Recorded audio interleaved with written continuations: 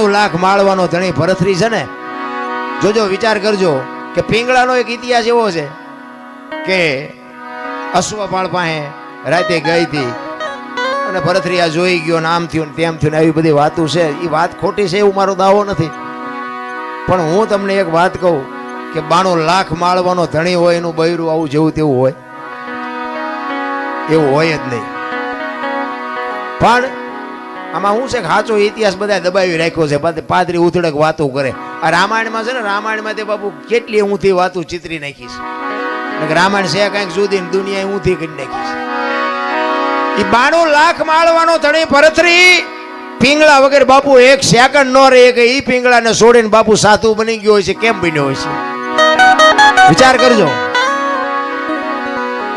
એકવાર ભરથરી બાપુ શિકાર કરવા માટે જાય છે, 2-5 સૈનિકો છે હારે. એ શિકાર કરીને વળ્યા ને ત્યારે એક ગામની બાજુમાંથી નીકળ્યા અને એમાં કોઈક ભાઈ ગુજરી ગયેલો ને શમશાન યાત્રા નીકળી. એ શમશાન યાત્રા જાતી હતી ને, વાંહે એક બેન માથા પસાડતી જાતી, વાળ તોડતી જાતી. એટલે ભરથરીને એમ થયું, એના સૈનિકોને પૂછે છે કે આ શમશાનમાં બેન બૈરા કોઈ દી ન જાય, પણ આ બેન કેમ હાલી જાય છે? વાંહે એનો આ ગુજરી ગયો એનો ભાઈ છે, એનો ઘરવાળો હશે, એનો દીકરો હશે, શું હશે? એ કે આપણે આ પાકું કરવું છે. એ શમશાન હતું ને ત્યાંથી આમ આગા ઘોડા ઉભા રાખીને જોવે છે કે શું થાય છે. એ લાકડા બાકડા ગોઠવીને ભાઈને ગોઠવી દીધો અને બેન બધાને કગરે છે કે મને જવા દો, હવે મારું 17 વયું ગયું, મારે આ દુનિયામાં જીવીને હવે શું કામ છે? એટલે કોઈ છોડતા નથી ને પછી બેન ને બાપુ સત ચડ્યું ને, એ જણના હાથમાંથી જોંટ મારી નીકળી જાય, હળગતી અગ્નિમાં બાપુ એ દીકરી વહી ગઈ અને ભાડ ભાડ ભાડ ભાડ મંડી હળગવા. એ દીકરી હળગ દીધી, પણ ભરથરી ઘોડા ઉપર બેઠો બેઠો પાણાની મૂર્તિ જેવો થઈ ગયો કે આહા, જીવતા જીવ આ દીકરી હળગી ગયા, કેટલો પ્રેમ હશે. ને એક ભાઈને પૂછ્યું કે આ ગુજરી ગયું કોણ હતું? એ કે બેન જે હળગી ગયા ને એના ઘરવાળા હતા. ભરથરીને વિચાર થાય કે આહા, પતિ પત્નીનો કેટલો પ્રેમ, જીવતા પોતાનો દેહનું બલિદાન કરવું, આ કેવડી મોટી વાત. એને બાપુ ક્યાંય હક નથી. ભરથરીને ઘરે આવ્યો, ઘરે આવીને બાપુ આમ સોફા ઉપર બેહી, હિંડોળા ઉપર બેહી અને વિચાર કરે છે. પિંગળા પૂછે છે કેમ આજ કઈ બોલતા નથી? પાણી લઈ આવું, ચા લઈ આવું, જમવા લઈ આવું? એ કે પિંગળા, આજ મેં એક સપનું એવું જોયું ને, એક ચિત્ર એવું જોયું કે મારું મગજ હજી કામ નથી કરતું. પિંગળા કહે છે કે એવું શું તમે જોઈને આવ્યા છો કે તમને હક નથી? તમે તો રાજા છો.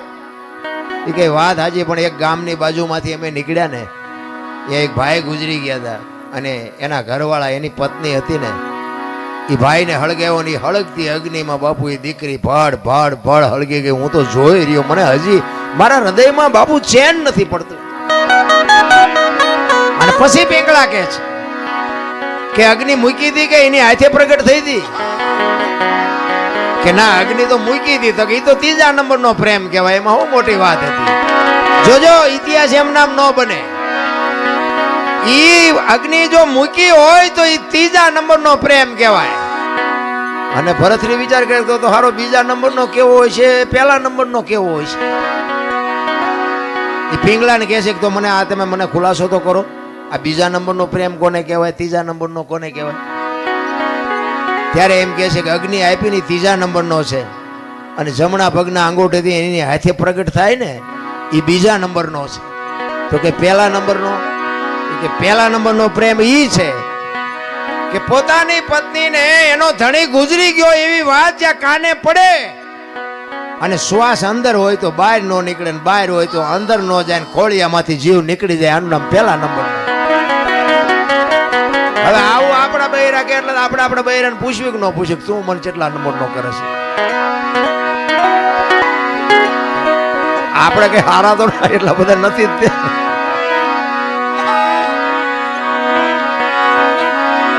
એટલે ભરથરી કહે છે પિંગળાને, પિંગળા તું મને કેવો પ્રેમ કરસ? 1લા નંબરનો, 2જા નંબરનો, 3જા નંબરનો?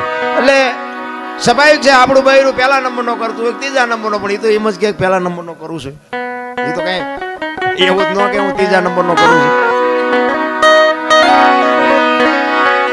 એટલે પિંગળા કહે છે મહારાજ એ બધી વાત જવા દો અને જે કરતા હોય કરો, એ કે ના બીજું કઈ નહીં, ખાલી હું તને પૂછું છું, તું મને પ્રેમ કેવો કરશ? પછી પિંગળાને એમ થયું કે આ જાણ્યા વગર તો લોહી પીધા વગર રહેશે નહીં, અને સાચું આમને સમજાવવાનું નથી. તેથી પિંગળા કહે છે, મહારાજ તમને હું પ્રેમ પહેલા નંબરનો કરું છું, પણ અખતરો ન કરતા ને રોતા નહીં આવડે. જો અખતરો કર્યો તો દરબાર રોતા નહીં આવડે, પહેલા નંબરનો પ્રેમ કરું છું. એ કે ના ના એવું કઈ નહીં કરવું, પણ આપણે હકણા રહી. 400 મહિનાનો સમય થયો ને બાબુ, એને મનમાં વાત જાતી નહોતી કે મારે પિંગળાની પરીક્ષા કરવી છે. એમાં એકવાર ફરીને શિકાર કરવા ગયા, અને એના ભાઈ વિક્રમસિંહ ભેગા છે. વિક્રમને કહે છે કે જા તું મારો ઘોડો ને તારો ઘોડો બે લઈને રાજમાં જા, અને તારી ભાભી પૂછે કે તમારા ભાઈ ક્યાંય ગયા, તો તારે કહેવાનું સિંહના શિકારમાં કાયમ આવી ગયા, સિંહે મારી નાખી. એ કે પણ મોટા ભાઈ રહેવા દો ને, આ શું કામ આ ખેલ કરો? નહીં કંઈક નહીં બનવાનું, કંઈક બની જાય તો હેરાન થઈ જવું. કે તું મને મોટો ભાઈ માનતો ભલે, રાજા માનતો ભલે, મારી આજ્ઞાનું તારે પાલન કરવું પડે. આ અમસા નથી રાજા વાજા ને વાંદરા કીધા, આવા હાથે કરીને ઉભા કરતા હતા. એ વિક્રમ આવ્યો બે ઘોડા લઈ, અને આવીને આમ દરવાજામાં બે ઘોડા હાથમાં દોર્યા છે ને હાલ્યો આવે છે. અને અટારી ઉપર બાપુ પિંગળા ઊભી છે, બાજુમાં એની દાસી ઊભી છે. અને પિંગળા પૂછે છે, વિક્રમભાઈ તમે આવ્યા, તમારા ભાઈ ક્યાં? એટલે વિક્રમ ઘડીક બોલતો નથી. વિક્રમભાઈ તમને કહું છું, તમારા ભાઈ ક્યાં? માંડ બોલ્યો, કારણ કે ખેલ તો પછી નાટક તો હરકી રીતે જ કરવું પડે. એ કે મારા ભાઈએ સિંહના શિકારમાં મારા ભાઈ ઉપર સિંહે તરાપ મારીને મારા ભાઈને મારી નાખ્યા. સિંહ એ આમના મટારીએ હાથ રહી ગયો બાપુ, પિંગળાના ખોળિયામાંથી જીવ નીકળી ગયો. હવે પડખે દાસી ઊભી છે, એટલે દાસીએ પિંગળાનું બાવડું પકડીને કીધું કે હાલો બા. એ આમ બાવડું પકડ્યું ને ત્યાં પિંગળા પડી. ત્યાં બધાને ખબર પડી કે પિંગળા તો ગુજરી ગઈ. અને કડીક થયું ભરથરી આવ્યો, અને બાપુ ખબર પડી ને પછી ભરથરી માથા મીડ્યો પસાડો. પિંગળા હવે હું તારા વગર, અને 92 લાખ માળવાનો ધણી એનું બૈરું બાપુ ગુજરી જાય પછી પબ્લિક કેવી ભેગી થઈ છે. કીડીઓ ઘોડે માણા ઉભરાણો હો, પણ ભરથરી બાપુ બેકાબુ બની ગયો. વાળ મીડો તોડવા, ધૂળ ને ફાકડા મીડો ભરવા. પિંગળા જાગ, પિંગળા પણ મરેલા બાપુ જાગે. આ તો પહેલા વિચારવાની જરૂર છે. હું તો એમ કહું છું કે અખતરા કોઈ વાત ના કરાય જ નહીં, પછી રોતા નથી આવડતું.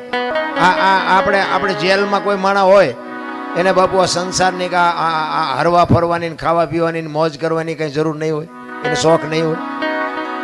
આપણને દુઃખ થાય ખરું, આ 10 વરા 20 વરા 25 વરા જેટલી જેલ હોય એમને કોઈનું મોઢું નહીં જોવાનું, 4 દિવાલો વચ્ચે જિંદગી કાઢવાની. પણ બાપુ એવું પગલું ક્યારેક ક્રોધ માણસને ચડી જાય ને પગલું ભરી લે ને પછી પસ્તાવાનો વારો આવે. એક ભાઈને બાપુ વેચ જમીન હાટું હગો ભાઈ હગા ભાઈને મારી નાખે.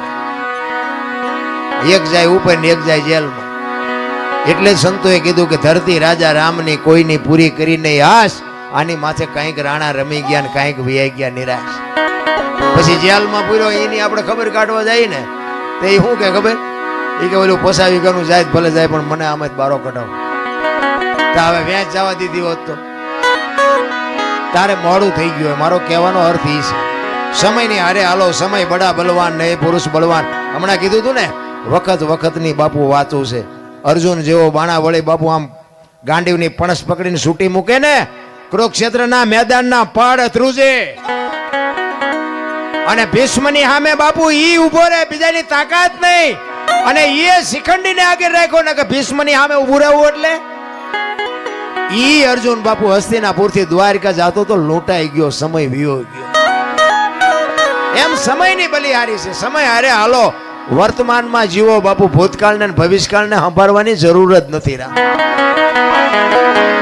ભરથરી માથા મીંડો પસાડવા, પિંગળા હું તારા વગર નહીં રહી શકું, પિંગળા હું તારા વગર નહીં રહી શકું. અને ગુરુ મહારાજને ખબર પડી. ગુરુ મહારાજ આવ્યા, ગુરુ મહારાજના પગમાં પડીને ભરથરી કરે છે, બાપુ આને કંઈક કરો, બાપુ આને હજીવન કરો, બાપુ આને હજીવન કરો. ગુરુ મહારાજ કે આ તમે જ ઊભું કર્યું છે ને હવે તમે મને કહો છો ઊભો કરો આને. આ કરવાની જરૂર શું હતી? એ કે બાપુ તમારા પગ પકડું, મારી ભૂલ થઈ જાય, મારું આમ થઈ ગયું, મારું આમ થઈ ગયું. એ કે ભાઈ મરેલા જીવતા થાય તો માણાની આ લાઈનો લાગે, મારી એવી થોડી તાકાત હોય કે મરેલા હું જીવતા કરી શકું. એમ કરતા કરતા શમશાન યાત્રા તૈયાર થઈ અને માણસો બધા શમશાને જવા માંડ્યા. શમશાન યાત્રા હાલીને બાપુ ભરથરી વાંહે ગાંડો પાગલ થઈ ગયો. ગુરુ મહારાજની આંખમાં આહુડા મીડ્યા પડવા કે હવે આ ભરથરીને મારે કેમ કાબુ કરવું. ઈ કે પાગલ થઈ જાય ને તો આખો 92 લાખ માળવો નોથારો થઈ જાય કે આ 92 લાખ માળવાને કોણ હાચવશે. એમ કરતા કરતા શમશાનમાં ગયા. ઈ લાકડા ગોઠવાને પીંગળાને માથે ગોઠવી અને બાપુ ભરથરી ગાંડો તૂર થયો. અને એમાં કુદરતને વાત રાખવીને એક ગોંદકાનો આત્મો આમ જાતો હતો અને સદગુરુ મહારાજ એના ભજનના બળથી આમ જોઈ ગયા કે આત્મો હારો નથી, પણ આ ભરથરીને કાબુ કરવા માટે જો આ પીંગળામાં નાખું પીંગળા બેઠી થાય ને તો ભરથરી બાપુ ઠેકાણે આવી જાય. એ ગોંદકાનો આત્મો બાપુ પકડી અને પીંગળાના ખોળિયામાં નાખ્યો અને પીંગળા બેઠી થઈ. ભરથરી ભાનમાં આવી ગયો પણ અસલ પીંગળા બાપુ મરી જઈ. એ પછી ઘોડેસવારનો ને અશ્વપાલનો ને એ બધો ઇતિહાસ છે ને પછીનો છે. બાકી 92 લાખ માળવાનું બૈરું બાપુ એવું ન હોય જેવું તેવું. કહેવાનો મારો અર્થ કે જે સત્ય છે ને એને છુપાવ્યું છે કઈ. આ રામાયણ છે, રામાયણ તમે જો ઘણા બધા એમ કે લંકા હનુમાનજી હળગાવી. હું એમ કહું હનુમાનજી હળગાવી જ નથી. લ્યો બોલો, લંકા વાળાએ જ હળગાવી છે, હનુમાનજી હળગાવી. દિવાળી કોને મૂકી હતી? ઓલો બચવા હાટું માણા ભાગા ભાગ આપણને કોઈ હળગાવે ભાગા ભાગ ન કર્યું. ગોદડા એમને જ વીટાડ્યા હતા, તેલ એમને રેડ્યું હતું, દિવાળી એમને મૂકી હતી. હનુમાનજી તો બચવા હાટું ભાગ્યા. હવે ગોદડા હળગતા વેરાણા લંકા હળગી એમાં હનુમાનનો વાંક શું? હનુમાનજી લંકા હળગાવી, હનુમાનજી હળગાવી જ નથી. અને આખી દુનિયાને ખબર છે પાકું કોઈ કરતું જ નથી. બીજી વાત તમને કરું કે સીતાજી જનક મહારાજની દીકરી મિથિલા નરેશ હવે શિવ ધનુષનું ઘોડો ઘોડો કરીને ફરતા હતા. અને પછી જનક મહારાજ જોઈ ગયા કે હવે આ શિવ ધનુષને મારી દીકરી જો ઘોડો ઘોડો કરીને ફરતી હોય તો આના મૂર્તિયા હાટું શું? આના માટે મૂર્તિઓ મારે કેવું ગોતું? એટલે પછી સંયમવર રચવાનું નક્કી કર્યું કે આ ધનુષને જે ભાંગે એને મારી દીકરી વરમાળા પહેરાવે. હવે ઈ સંયમવર રચ્યો ને એમાં કે રાવણ હતો એવું કહે છે. હાચું ખોટું મારો રામ જાણે હો. ઈ રાવણ થી કે ચોખા જેટલું ધનુષ હેલ્યું નહોતું. હવે એનેથી ચોખા જેટલું ધનુષ નું હેલ્યું તો વનમાંથી સીતાજીને આખે આખા ઉપાડી ગયો. આનું શું કારણ? આખે આખા સીતાજી ઉપડે. સીતાજી ઘોડો ઘોડો કરીને ફરતા હતા. ઈવડું એ ધનુષ રાવણ હલાવી ન હોય. અને વનમાંથી જેથી લક્ષ્મણ રેખા ઓળંગી ગયા અને સીતાજી આખે આખા ઉપાડી ગયો. આપણને માયનામાં આવે. પણ આમાં એક વાત પડી છે. ભોળાનાથ અને પાર્વતી બે જયારે હિમાલય ઉપર હતા ને ત્યારે પાર્વતીમાં વિષ્ણુ ભગવાનને અહીંયા બેહવા માટે ગયા અને વિષ્ણુ ભગવાને મકાન બનાવ્યું હતું. એટલે લક્ષ્મીજી બધું બતાવવા માંડ્યા જો આ મેં મકાન બનાવ્યું, અહીંયા અમારે જમવાનું ને અહીંયા અમારે રહેવાનું ને અહીંયા હુવાનું ને અહીંયા રસોડું ને અહીંયા ફલાણું ને અહીંયા ફલાણું. બૈરાનો સ્વભાવ હોય, ઘરમાં કંઈક વસ્તુ લાવે આજુબાજુ બૈરા ભેગા થઈને બધું દેખાડે. એટલે પાર્વતીને કહે છે કે મેં આ બધું બનાવ્યું અને તમારે દીકરા મોટા થયા કે મકાન બકાન કઈ કરવા નથી. કે આ તો અમને હાય વિરુદ્ધ નહીં અત્યારે. પાર્વતી ઘરે આવીને ભોળાનાથને કહે છે કે પ્રભુ મકાન આપણે નથી કરવું, આ છોકરા મોટા થઈ ગયા. ભોળાનાથ વિચાર કરે ખરું મકાનનું અત્યાર સુધી કોઈ ધ્યાન મગજમાં આવ્યું જ નહોતું, અત્યારે ક્યાં જાય. એટલે કે વિષ્ણુ ભગવાનને અહીંયા બેહવા ગઈ હતી એમને કે સુંદર મજાનું મકાન બનાવ્યું કે આપણે નથી બનાવું. એટલે કે એ વાત સાચી તમારી, પણ કે આપણી પાસે પૈસા નથી. હું તમને ભભૂતિ આપું, ભભૂતિ લઈને જાઓ વિષ્ણુ ભગવાન ભાઈ એના બરોબર હોનું લઈ આવ્યો અને હોનું વેચીને આપણે મકાન કરીએ. કારણ કે આપણી પાસે પૈસા છે નહીં. ભોળાનાથ ને ખીસું જ નહોતું, પૈસા ક્યાંથી હોય રાખવા જ. એટલે ભભૂતિ આપીને એટલે પાર્વતી કહે છે કે આટલી ભભૂતિમાં કેટલું હોનું આવશે? કે પણ લઈ તો જાઓ, એટલું તો લઈ આવો, પછી કંઈક આગળ જોઈશું. એ ભભૂતિ લઈ અને પાર્વતીમાં ગયા છે અને ત્યાં જઈ અને પછી કીધું કે આના બરોબર અમને હોનું આપો. હવે સાબડા મૂક્યો, ભોળાનાથની ભભૂતિ ઊંચી થાય. બાપુ હોનાના ઢગલા મીડ્યા કરવા હો, ગાડા ભરી ભરીને હોનું મીડ્યું જવાનું, સાબડું ઊંચું ન થાય. હવે અહીંયા ઢગલે ઢગલા થયા હોનાના. પછી કે એટલું બધું હોનું જતા ઈંટું પાણાનું શું માથાકૂટ કર્યું, હોનાનું જ બનાવાય ને. એ હોનાનું મકાન બનાવ્યું અને વાસ્તુ પૂજન કરવા માટે તેથી સારામાં સારો ને વિદ્વાનમાં વિદ્વાન બ્રાહ્મણ રાવણ, એ રાવણને બાપુ અહીંયા વાસ્તુ પૂજન કરવા માટે બોલાયો. એ વાસ્તુ પૂજન કર્યું ને પછી ભોળાનાથને તો ખબર, એ તો બાપુ ત્રિલોકનો નાથ, એને ન ખબર હોય. એટલે પેલા પાર્વતી પાસે ગયા કે આ ભૂદેવને શું આપશું આપણે દક્ષિણામાં? એ કે એને રાજી કરી દો, જે માગે આપી દે. એ કે જો જે માગશે આપી દે, પછી મારી માએ લોહી ન પીતા. કારણ કે હવે આપણું આપણે એક પ્લાસ્ટર કર્યું હોય તો બૈરું રાજીનું રેડ થઈ જાય, બદલે આખું હોનાનું મકાન હોય બૈરું રાજી કેટલું હોય. એ કે એને જે જોઈએ આપી દો, પણ એનું મન છે જે નહોતું ભાઈ. એ કે વાંધો નહીં. અહીંયા ગયા, રાવણને કીધું ભૂદેવ બોલો હું આપું? એ કે જે આપવું એ આપો. ને કે ના તમે માગો એ આજ આપવું છે. એ કે આવું મારે એક મકાન જોયું છે. ભોળાનાથ કે તથાસ્તુ. પાર્વતી પાસે આવ્યા. એ કે હાલો કે ચિંપા કે મહણિયામાં. એ કે કા? એ કે આ ભોળા મેં બામણને આપી દીધું દક્ષિણામાં. એ કે હું કામ આપ્યું? એ કે કકળાટ ન કરશો, તમને પેલા પૂછીને ગયો તો કે માગે એ આપી દઈશ. અને પછી બાપુ પાર્વતી ગયા અહીંયા રાવણની પાસે, અને રાવણ પાસે જઈને બાપુ પાર્વતી કહે છે કે ભૂદેવ ભૂદેવ માંડ માંડ મકાન બનાવ્યું ને તમે લઈ લીધું ને, લઈ લ્યો, પણ આ મકાન ને જો એક દી ભડકે ન બાળું તો હું શક્તિ નહીં લખવું, અહીંયા લખી લેજો.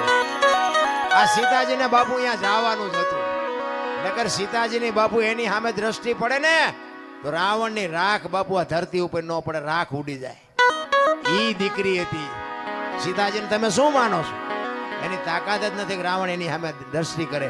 અને રાવણે બાપુ સીતાજીને ઉપાડ્યા ને તારે માં કહીને ઉપાડ્યા છે કે માં તું આવ્યો ને તો મારો બાપ આવે, અને ઈ મને મારે ને તો મને મુક્તિ મળે, અને અહીંયા આવે ને તો મારી લંકા પવિત્ર થાય. બાપુ રાવણ જેવો તેવો નહોતો. ચાર વેદ જેના મોઢે હોય, નવ ગ્રહ જેને ઢોલીએ બાંધ્યા હોય, પવન પાણી ભરે વાહ વાસીદું કરે, ગણે ગાયું ચારે, રવિ રસોઈ બનાવે, શિવ જેનો ભંડારી હોય, યમના દૂત બાપુ એને રજા લેવા આવવું પડે કે અમે એનો જીવ લેવા જઈએ છીએ. અને આ ધરતી ઉપર 14 ચોકડીનું રાજ કર્યું રાવણે. સતયુગ, દ્વાપર, ત્રેતા ને કળિયુગ, 4 યુગની એક ચોકડી થાય. 14 ચોકું ને 56 યુગ સુધી આ ધરતી ઉપર રાવણ રહ્યો છે એવું કહે છે સંતો. કેટલું એનું તપોબળ છે, કેટલો વિદ્વાન છે. અને રામ ને બાપુ ઠેઠ ત્યાં સુધી થકો થયો તો બાપુ એનું ભજન તો કઈક હશે ને. પણ આપણને છે ને કઈ આમાં સમજાતું જ નથી. આપણે મને તો એમ થાય કે ચારે બાજુ કથાયું વંચાય છે, ધૂનું બોલાય છે, ભજન થાય છે, માતાજીના માંડવા થાય ને, હવન થાય ને, પ્રતિષ્ઠાયું થાય ને, મંદિર થાય, તો બગાડ કાં નથી ઉભો રહેતો? વિચારવા જેવું તો છે ભલામણા. કઈ આપણા ગઢ આવું કઈ કરી જ નહોતા આગતા. તો આ ચોરી ને લોટપાટ ને મારી નાખવાને, તોડી નાખવાને, અત્યાચાર ને ગમે એની દીકરી ઉપાડી જાવી, આ બધું તમે જોવો તો ખરા કેટલું બધું અંધારું હાલ્યું જાય. તો આ કથા એવું વંચાય છે ખોટું છે?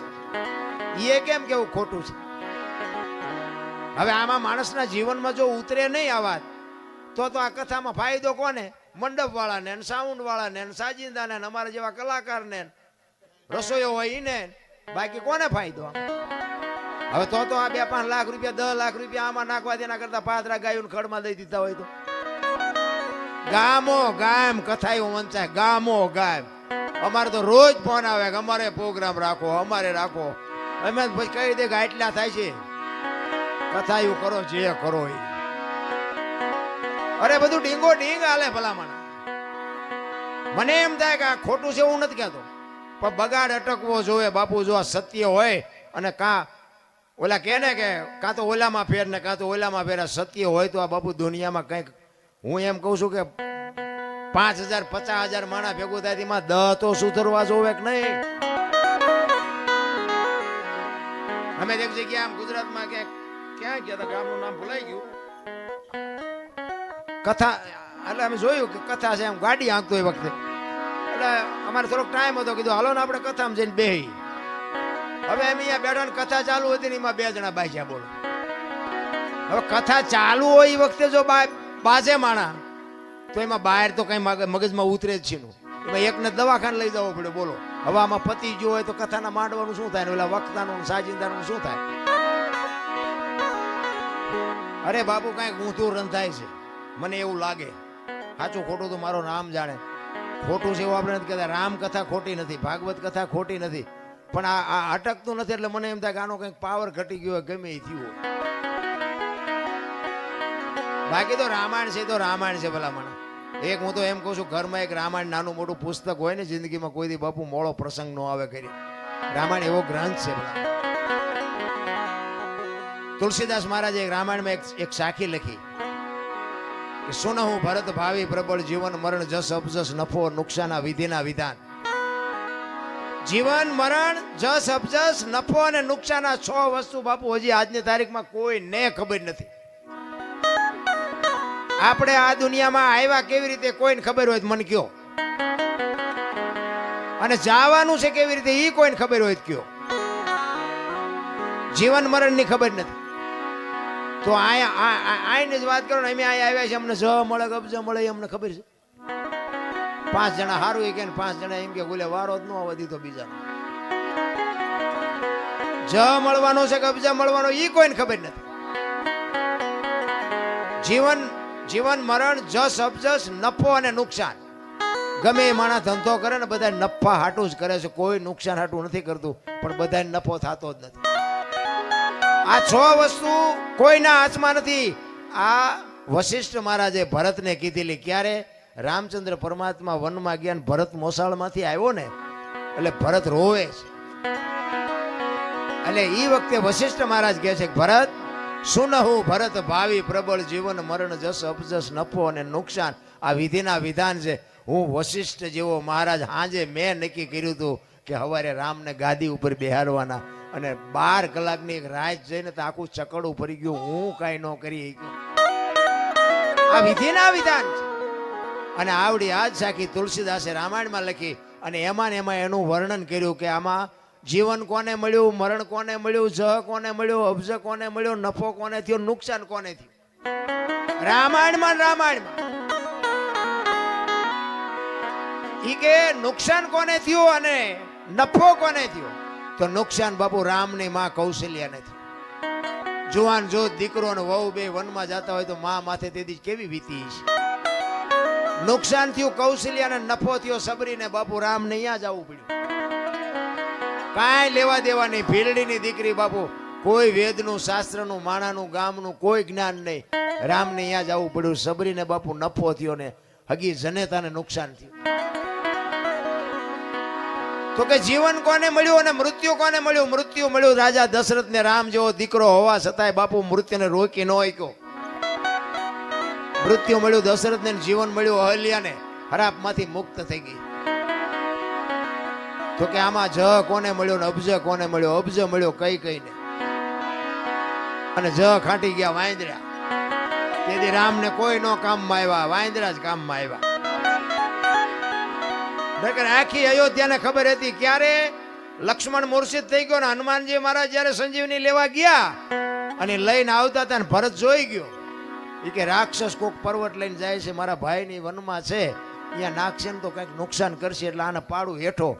એ બાણ મારીને હનુમાનને હેઠા પાડ્યા ને એ વખતે હનુમાનજી આખી ડિટેલ આપી કે આવી પરિસ્થિતિ છે, લક્ષ્મણ રે એવું નથી, અને હું એની સંજીવની લેવા માટે જયો હતો, અને એટલા માટે તમે મને આ પાડ્યો. હવે દીવ ગયા પહેલા ન પગું, લક્ષ્મણની જોખમ થઈ જાય.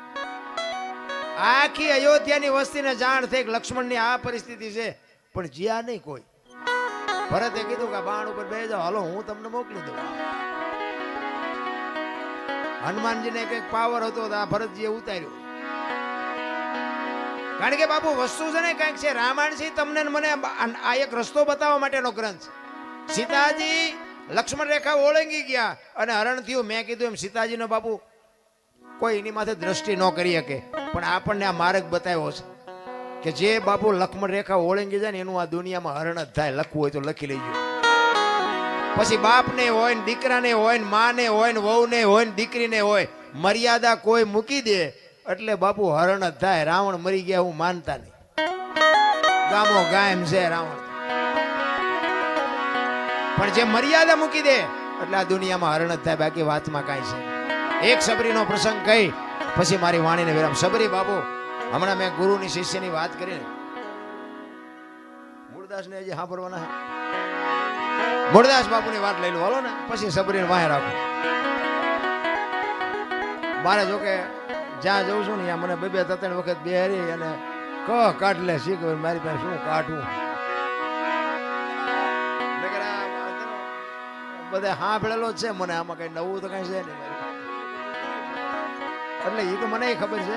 નહીં બોલી કોઈ નહીં બોલાવે એ ખબર છે. પણ આ દેહ ને એક દી બાપુ દુનિયા દિવાળી જ મૂકવાની છે. બાકી એક દેહ થી જો 5 આત્માને આનંદ આવતો હોય તો એમાં લડી લેવાય, એમાં કઈ સવાલ જ નથી. મારે લાગે હું એવો કોઈ મોટો કલાકાર નથી, પણ એવી ગુરુ મહારાજની, મારા માતા પિતાની, કંઈક તમારા ભાઈબંધ દોસ્તારોની કૃપાથી આ મારો દીકરો રહ્યો. પૂછો આના નંબર જ મેં આને આપ્યા. તારા નંબરથી વાત કરજે ને મને કોઈ બપોર હુવાય નહીં દે. દરરોજ 10, 15, 20 ફોન આવે, અમારો પ્રોગ્રામ કરો, તમે કયો એ પૈસા ના આવો. કહેવાનો મતલબ કે કાંઈક ગુરુ મહારાજની કૃપાથી મળ્યું છે એટલે બોલાવે. મારા ગામમાં કેટલાય ડાયા માણા નહીં હોય મારા કરતા, પૈસાદાર છે, મારા કરતા રૂપાળા છે, આબરૂ વાળા છે, બધું છે, કોઈ નથી ફોન કરતું. એટલે એ ગુરુ મહારાજની કૃપા છે અને બધા સાંભળે છે એટલા માટે. પણ મારો કહેવાનો મતલબ એ છે કે જે આ મૂળદાસની વાત કરીને કોકનું ઝેર પીવે ને, કોકના હાથમાં. અમારે અહીંયા હમણાં વડનગરમાં એક પ્રોગ્રામ હતો ને, ઓલું માવઠું થયું હમણાં. હવે એ આના જેવો મારો પ્રેમી મને કે બાપુ, મારા બાપુ વે ગયા છે ને મારે ભજન રાખવા છે. ખર્ચો કેટલો, નાનો માણા બિચારો મજૂરી કરે. મેં કીધું ખર્ચ કાંઈ ન થાય, તારે ભજન રાખવું હોય ભજન થઈ જાય. પણ મને કે મને અંદાજ તો ગયો. મેં કહ્યું એક નાળિયેર લઈ આવજે, બીજું કાંઈ કરવું નથી. અને આ મેં કહું ઉસ્તાદના ને બેનજાવાળાના મેં કહું અમે ભાઈબંધ દોસ્તાર 50 કાઢીને એમને આપી દેવું. એ કે ના એમ તો કે હું સાઉન્ડ બાઉન્ડ લાવીશ. એ મેં કહું તારે લાવવું લાવજે ને, આપણે સાઉન્ડ વગેરે ભજન થાય છે. અમે એ લઈ આવ્યો બિચારો, સાઉન્ડ લઈ આવ્યો. અને કુદરતને કરું ચતુરભાઈ અમે બે હતા ને. ચતુરભાઈ મેં કહ્યું તમે ગણપતિ માંડો.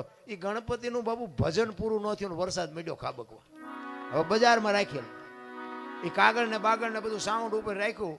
હવે બે એવું જ છે નહીં. ઓલાનો ભાવ બિચારો અંદરથી એટલો બધો દુઃખી થયો કે મારે ભજન કરવા હતા મારા બાપા વાંહે, અને ભજન હવે વરસાદ નહીં કરવા દે.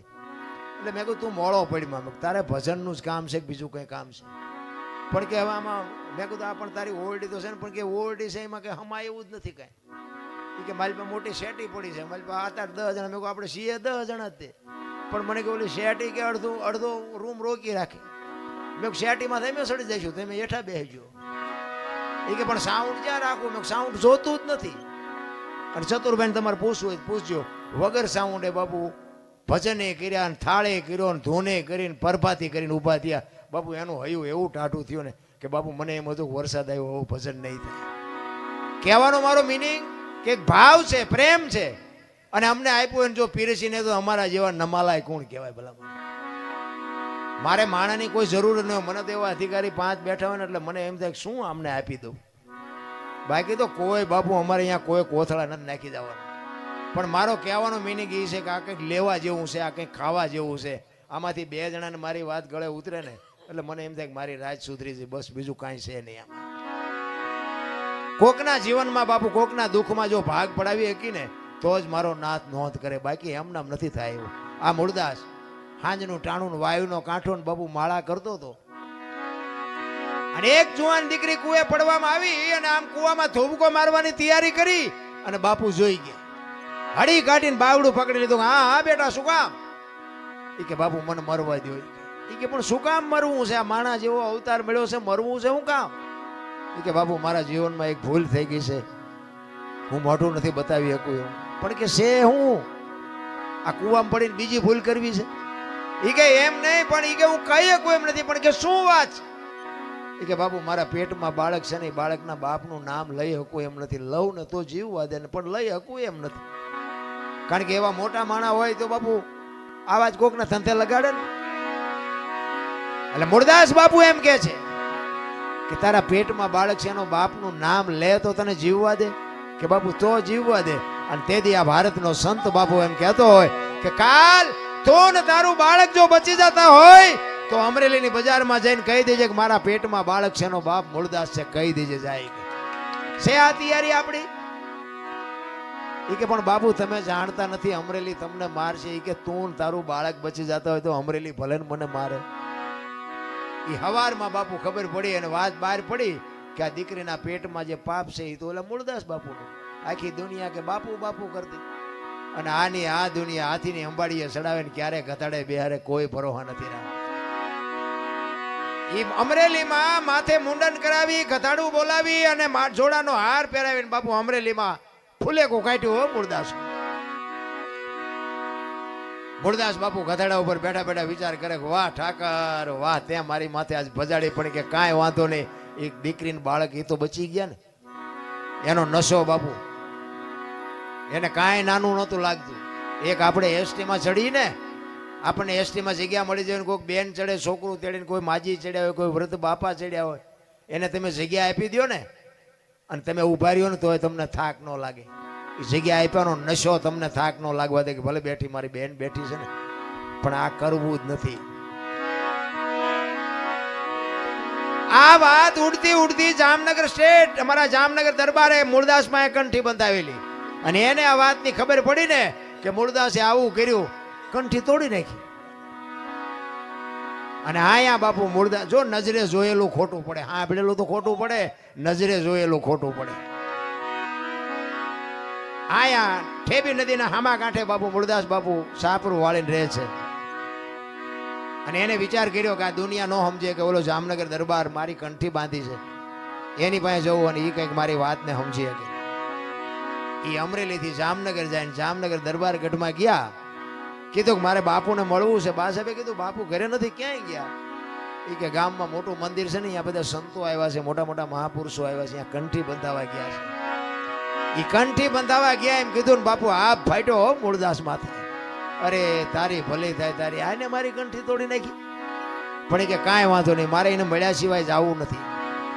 એ દરબાર ગઢથી મોટા મંદિરે બાપુ મૂળદાસ જાય અને રસ્તામાં એક મરેલી બિલાડી પડી છે, બચડા ટળવળે છે. અને મૂળદાસ અહીંયા આવીને ઉભા રહ્યા અને એને આમ ઘડીક વિચાર કરીને મરેલી બિલાડીને જોડીમાં નાખીને આવ્યા અહીંયા ડાયરામાં. આખો ડાયરો બાપુ આગડા ઠઠ બેરો છે અને બધાએ મૂળદાસને બહાર કાઢવા મહેનત કરે છે. કઈ ભાગી જા, તું તો પાપી છો, તું તો આવો છો. ઓલા સંતો અંદર બેઠા છે કે એટલે શું ભાઈ દેકારો થાય છે? એ કે ઓલો અમરેલીથી મૂળદાસ આવ્યો છે ને, એને બધા બારો કાઢે. એ કે આવવા દો અંદર આવવા દો, એને કંઈક કામ હશે. મૂળદાસ આવ્યા અંદર અને કીધું કે મૂળદાસ શું આવ્યો? એ કે બાપુ મારે બીજું કાંઈ કામ નથી, હું તો મારા કામે જાતો હતો, પણ મેં એવું સાંભળ્યું તો કાંઈ મોટા મોટા સંતો આવ્યા છે ને એક રસ્તામાં મરેલી બિલાડી પડી હતી અને એના બચડા બિચારા ટળવળતા હતા. મેં કીધું મોટા મોટા સંતો આવ્યા હોય, એના બિલાડીને જો બેઠી કરે તો બચડા દૂધ ભેળા થાય, એ હાટું આવ્યો, બીજું કાંઈ કામ નથી. એમ કહીને બાપુ ચોળીમાંથી બિલાડી કાઢીને મૂકી, આખો ડાયરો દાંત મીડ્યો કાઢવા.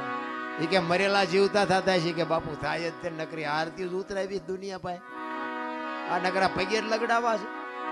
અને આ બાપુ ભજનમાં આપણે તો ઠીક, હવે આપણે તો નાના છીએ ને આપણી તો ભૂલો હજાર આવતી હોય, પણ બાપુ ખરા ખરીના ખેલ હોય ને ત્યાં ખબર પડે. સાધુ સંતોના મેળાવડા જ્યારે ભેગા થાય ને, એમાં એક વેણ તમારું આગુ પાછું થાય ને, ચીપી આવા આમ પડે. ઈ કે મરેલા જીવતા નો થાય. મૂળદાસ અમરેલીએ તને જાકારો આપ્યો એટલે તારું સહકી ગયું. ઈ કે બાપુ જરાય સહક્યું નથી, મારું બરોબર છે. ઈ કે ઈ બેઠી કરો બિલાડી, ને જો તમારાથી બેઠી ન થાય લાવો એ કમડળ મારી પાસે પાણી.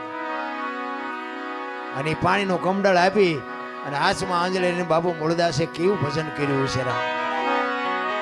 હાથમાં આંજળી લઈ અને કે છે, હે દિનબંધુ દયાળુ, હે પરમ કૃપાળુ પરમેશ્વર, મેં તન મન ધન થી તારું ભજન કર્યું હોય, હાથે પાતાળમાં જો ડાઘ ન હોય, કોકના ઝેર જો મેં મારી માથે લીધા હોય તો બિલાડી બેઠી કરજે. જો બિલાડી બેઠી ન કરીને મારા ખોળિયામાં જીવ રહેવા દઉં તો મૂળદાસ નહીં, એમ કહીને આંજળી સાટી. બિલાડી હાલતી થઈ ગઈ, ડાયરેક્ટ દિશા હું થઈ છે. જામનગર દરબારીમાં જ બેઠા છે. એને એમ થયું મારે બેટી કંઠી તોડીને ભૂલ કરી, આને પાપ કર્યું ન હોય ને પાપ કર્યું હોય તો બિલાડી બેઠી થાય નહીં. અને બાપુ મૂળદાસ રોતો રોતો કાટ કાટ કાટ કાટ પગથિયા ઉતરી ગયો અને જામનગર દરબારે હડી કાઢી, હે બાપુ ઉભા રહ્યો, હે બાપુ ઉભા રહ્યો, પણ ઉભા નથી રહેતા. મૂળદાસ આગળ જઈને લાકડી પડે એમ દરબાર પીડ્યા પગમાં, બાપુ મને માફ કરો, બાપુ મારી ભૂલ થઈ ગઈ. એ કે અરે ભલા માણા, હું ઠેઠ અમરેલીથી તારી પાસે આવ્યો હતો. મને એમ થયું કે આ જગત નો સમજ્યા કે તું તો 5-25 ગામનો ધણી હતો, તને મારા ઉપર ભરોસો ન આવ્યો. હવે કોઈક હારો બાવો ગોતીને કંઠી બાંધી લે, સમય વિયો ગયો એમ. સમય બડા બલવાન નહીં, પુરુષ બળવાન. કાબે અર્જુનને લૂંટ્યો હોય ધનુષને. સમય હોય ને તારે કંઈક કરી લેજો, બાકી આ દેહ થાક્યા પછી જે હરી કાંઈ બનવાનું નથી. એટલા માટે એક સબરીનો પ્રસંગ મારે કહેવો છે. માતંગ ઋષિ જેના ગુરુ, તમે વિચાર કરો, એ ગુરુ મહારાજનો શબ્દ બાપુ, એ માતંગ ઋષિએ સબરીને એક જ વાત કરી હતી કે અહીં બેહી જા, વેલો મોડો રામ આવશે. આટલી જ ભજન, આટલી જ વાત. અને એક શબ્દ પકડી અને બાપુ સબરી બેહી ગઈ. રામ જેથી અહીંયા આવ્યા ને તેથી બાપુ ચાંદીના પતરા જેવા વાળ થઈ ગયા હતા. કેવડી એની ધારણા છે. રામ અને લક્ષ્મણ સીતાજીની જયારે શોધ કરવા માટે નીકળ્યા ને, ત્યારે અહીંયા સબરીનો આશ્રમ થોડોક શેટો, અને પ્રકૃતિ બાપુ રામનું ભજન કરતી હતી. ઝાડવાના પાંદડામાંથી રામ રામ રામ બોલતા હતા. લક્ષ્મણ રામને પૂછે છે, મોટા ભાઈ આ કયો મલક આવ્યો? અહીં તો પ્રકૃતિ તમારું ભજન કરે છે. અને સંતોનું એવું મંતવ્ય છે કે એક જગ્યાએ બેન 3.5 કરોડ નામના જાપ થાય ને એટલે દિવાલમાંથી અવાજ આવે ને ધરતીમાંથી અવાજ આવે. 3.5 કરોડ નામના જાપ થવા જોઈએ. હવે સબરીએ 70 વર્ષ સુધી નામ લીધું. કેટલા નામ લીધા છે? લક્ષ્મણ કહે છે આ તમારી પ્રકૃતિ તમારું ભજન કરે છે. ત્યારે રામ કહે છે કે અત્યાર સુધી આપણને બધા સંતો મળવા આવતા હતા ને, તો કે હા, તો કે આજ આપણે એક સંતને મળવા આપણે જવાનું છે. સામેની જો ઓલી ઝૂંપડી રહી ને, એ ઝૂંપડીમાં જાતો એક ભીલડીની બાઈ મારા નામના જાપ કરે છે. અને લક્ષ્મણ અહીંયા ગયો ને ભાઈ, આમ નેજવા કરતી કરતી બાપુ રોતી હતી હો સબરી. શેષ નાગનો અવતાર લક્ષ્મણ પરશુરામને પરસો વાળી દે, પણ સબરીની ભક્તિ જોઈને ધ્રુજી ગયો ભાઈ. સબરી બાપુ આમ નેજવા કરીને કે મારા ગુરુએ કીધું છે કે રામ આવશે, પણ હજી નો આવ્યો. નહીં આવે, નહીં આવે, એ નહીં આવે એમ કે ને તો અંદરથી અવાજ આવે કે મારો ગુરુ બોલ્યો એ કોઈથી ખોટું પડે નહીં. આવે આવે ને આવે. અને હળવી હળવી બાપુ આમ બોલતી હતી કે મને નજરે દેખાતું નથી, કાને સંભળાતું નથી, રામ કયા રસ્તેથી આવશે, રામે કેવા કપડા પહેર્યા છે, રામ શું વાહન લઈને આવશે. આ તો હું મારા ગુરુને પૂછવાનું ભૂલી ગઈ. અને હળવી હળવી ગાતી હતી. શું ગાતી હતી? ઠાકર મને તું મેલ માઠેલી, અન તું છો એકલ નો બેલી. આ સબરીએ ગાયું એક નો ગાયું ખબર નથી, પણ આવી કઈક વેદના હતી હો સબરી.